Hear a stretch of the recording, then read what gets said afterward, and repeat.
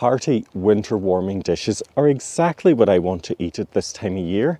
Dishes that are comforting and soul soothing, like my beef and Guinness cobbler. It's a rich hearty stew with a duvet-like dumpling topping. For pudding, it's my slow cooker jam pudding, which is a complete doddle to make. Then a nostalgic family favourite in the form of my granny's chicken soup. And don't forget guys, you can find a written version of all these recipes in the description box below.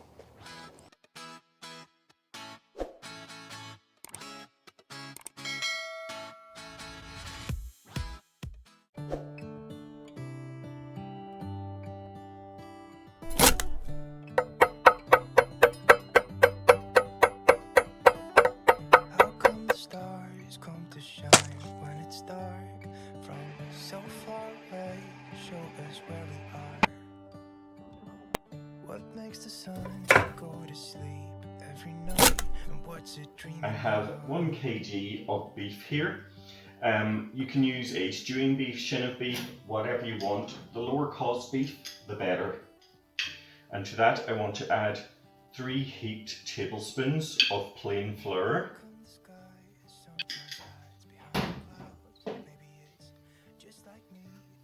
And generously season with sea salt and coarse pepper. And then we'll get in there with our hands. Just make sure all that beef's coated. This will help the stew thicken, and it will also help the meat brown and get all caramelized and add loads of flavour.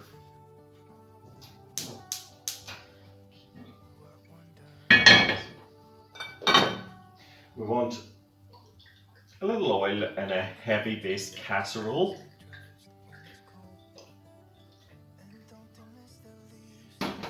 And we're going to need to do this in batches. What we don't want to do is dump it all in, because the meat will stew in its own juices and it won't caramelize. You'll end up with grey meat and have lost a flavour step.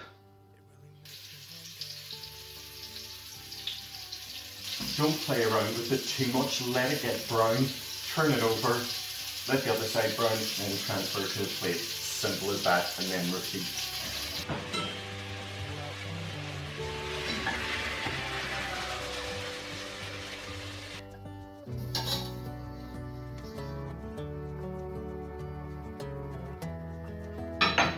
My meat's all brown now, and I have some pureed vegetables here. What I mean by that is I have just roughly chopped a couple of onions, some celery and some garlic, and now into the pan that goes.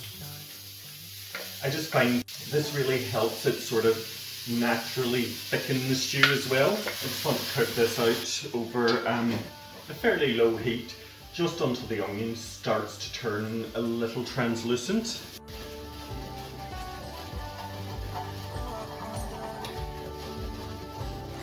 A can of Guinness. I'm just going to add a little in there for now, and let's really scratch about the bottom of the pan to get off all those bits of caramelized flour and beef.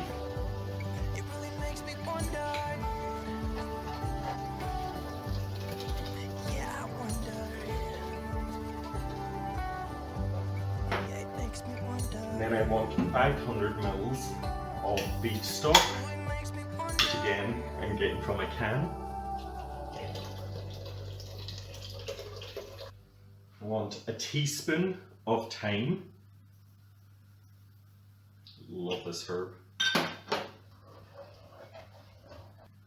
couple of bay leaves. Then I want to return the beef to the pan.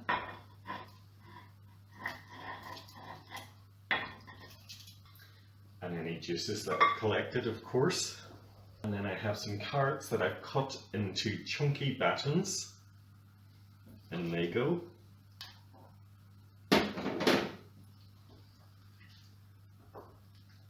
And once this reaches boiling point, I'll put the lid on and then transfer it to the oven for 3 hours until the beef is so tender, the stew is thickened, and then it'll get its cobbler topping.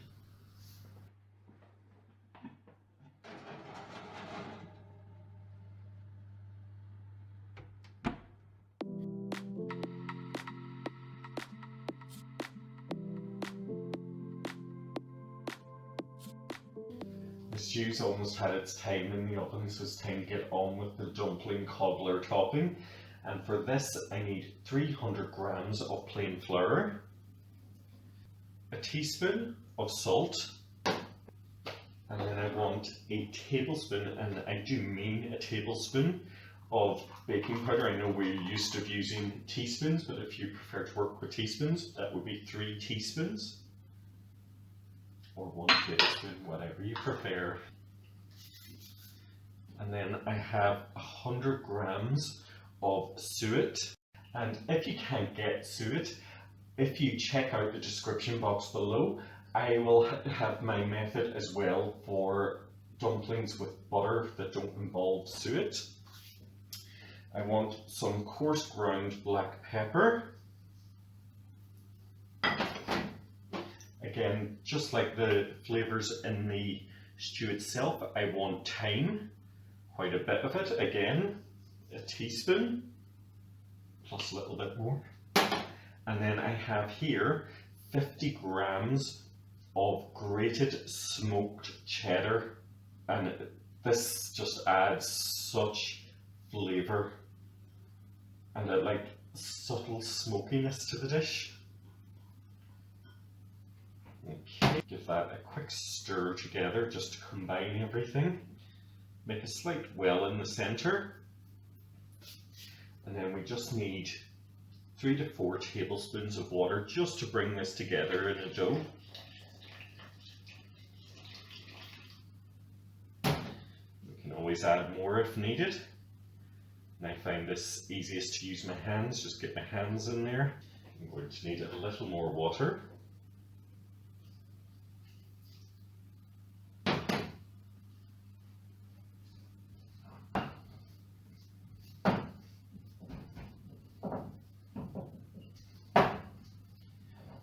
Okay, and that's it. I'm just going to tip this out onto my board.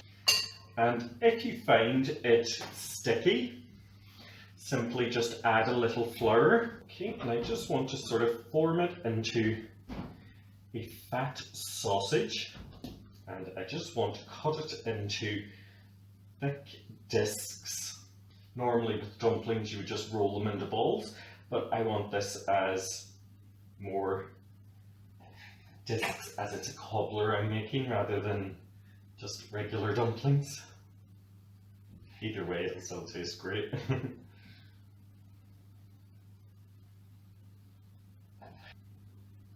Okay, that's topping ready. Time to retrieve my stew from the oven.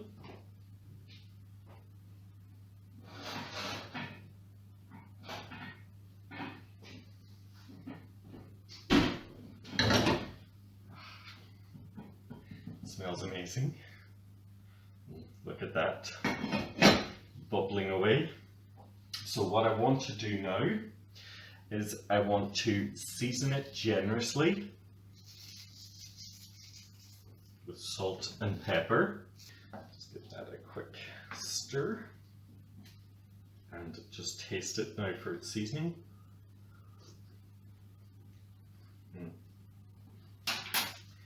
Touch more salt. Time to get my dumplings in. So I'm just going to lay them on top. Slightly, just barely touching one another.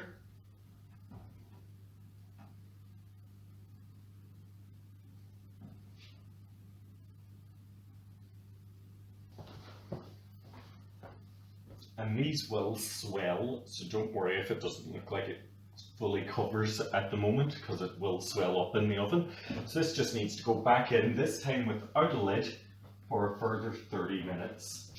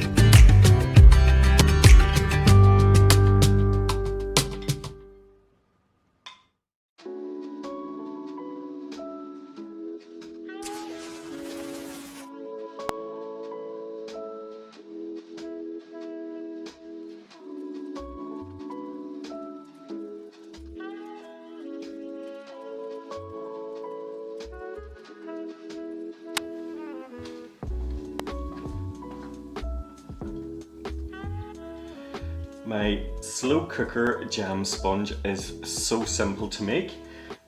To start off, all I do is simply grease the basin. Then I add 225 grams of jam and spread that across the base. In another bowl then, I cream 225 grams of softened butter with 225 grams of caster sugar. To this I add 4 eggs and whisk, again using an electric hand mixer to make things simple, but you could use a wooden spoon if you prefer, until really pale and fluffy. Then I add a teaspoon of vanilla extract and 225 grams of plain flour, along with 2 teaspoons of baking powder.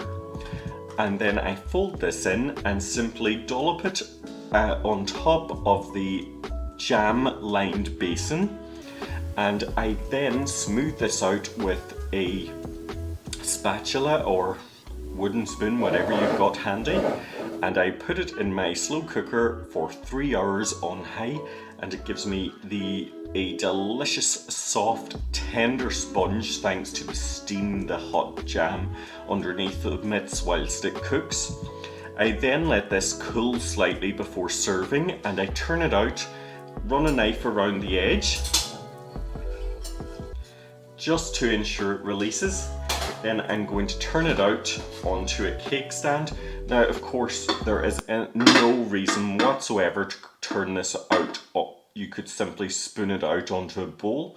I just feel like doing this. The one thing I have to ensure that you fully understand here is that the sugar will be molten at the beginning, so do allow this to cool for at least 15 minutes, but up to half an hour will be perfect. Okay, we'll just lift this out. And time for the flip.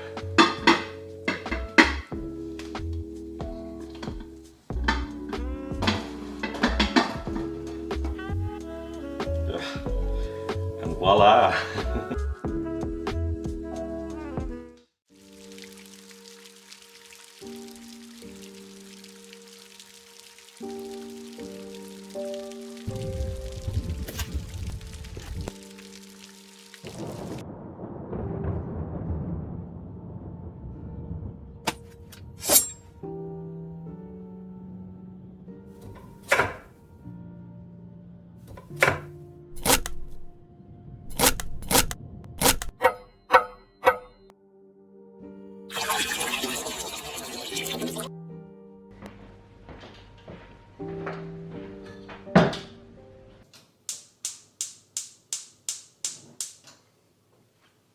Just want a little bit of oil here to sweat my vegetables in. I have just chopped up a fat leek, a couple of carrots, and a couple of celery sticks, and in they go to my pot.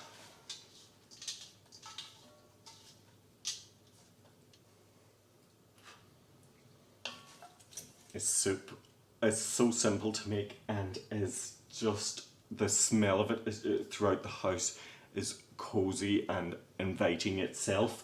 Never mind what it actually tastes like. This is a soup my granny used to make all the time. She'd make big pots of this and it would be eaten throughout the week. Always reminds me of her every time I make it. Time for the chicken. So I have a 1.5 kg chicken here, and just set that in on top of the vegetables. Get rid of that. Now I have some soup mix.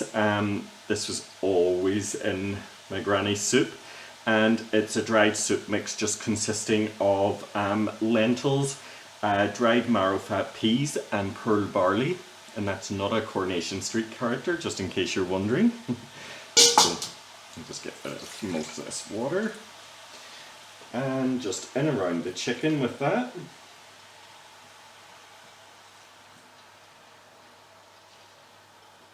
And the same with 3 potatoes, just cut into small dice, and some of these potatoes will slightly dissolve into the soup, making it thicker and very delicious.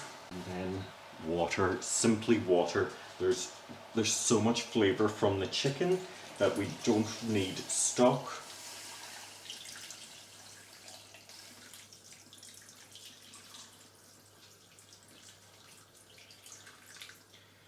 So about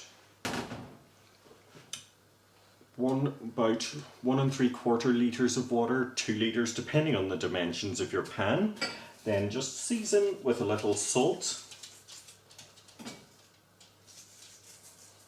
And don't worry if the breast isn't fully submerged in the water, because once this reaches the boiling point and I put on my lid, it will steam the top, keeping it very tender.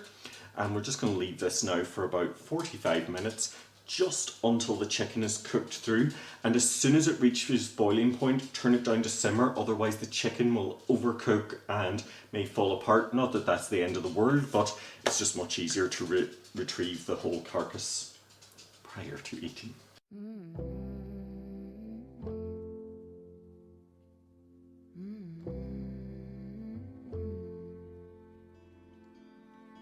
Where is the line between dreaming and feeling blue?